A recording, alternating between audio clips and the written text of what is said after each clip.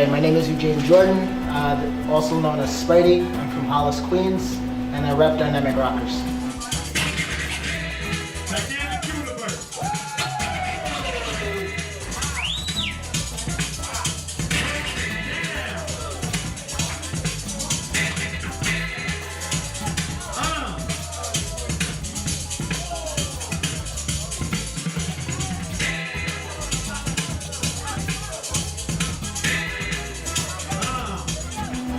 I started back in 2008 by watching a show, America's Best Dance Crew.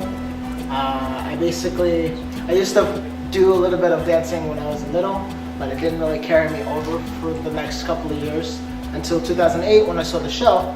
I realized, I still can do a little bit of dancing just like how they're doing, and they also introduced breaking, which was definitely something I always wanted to do because I already had flips.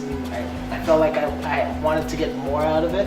So funny thing was, the day after the season ended, in high school we ended up having a high school African American dance or African American show where I had a couple of my friends who were on the football team doing the show, and they also had somebody in this show doing breaking. So what I ended up doing was finding out the guy who did the breaking and asked him if he can take me on, or where can I go and learn how to do breaking. And he introduced me to a club that we had. But, it was kind of like the last year of my senior year, so I couldn't really take a lot in. So I was like, okay, well, I guess this is going to only be like a hobby. I don't think I can probably get anything out of it. But when I went to college, that's why I met Kid Glide, who was actually teaching all the college students there. And I started to pick up some moves that he was teaching there as well. And from there, it just kept going. I went to my first jam.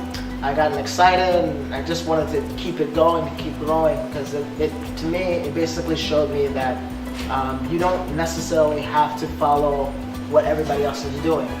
I was skateboarding just before going into breaking.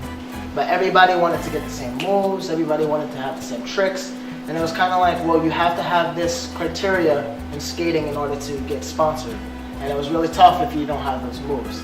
With breaking, I saw it as an individual sport where you can create anything you want, and that's what stuck out to me. Hip-hop has affected my life in a big way. Like I said, when I was doing skating, I was a little bit into rock, and it wasn't necessarily, I guess you could say, grooving movement.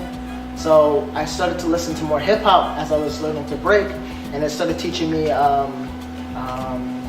coordination, where now I'm starting to feel like I'm a part of the music, and any move that I do, it's basically from the music. So if I hear a snare, that's going to basically control my timing. And even if I hear the saxophone, the rhythms and the patterns of it will make me want me to do something different. So it affected my life in a big way. It's basically taught me that even in life, like, you have a certain flow and a certain pattern that you have to follow. When I'm dancing, that's kind of hard. Yeah. Sometimes I feel different emotions. So depending on how my day is going, if I feel a little frustrated or upset, I'll dance a little bit more aggressively. If I feel excited or happy about the day, I'm a little bit more jumpy, and my moves are a little bit more explosive.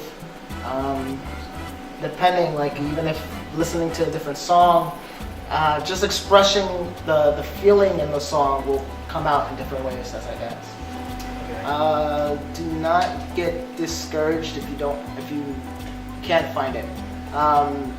It's a long journey, and if you love what you do, that long journey is going to pay off in the end. You have to keep going.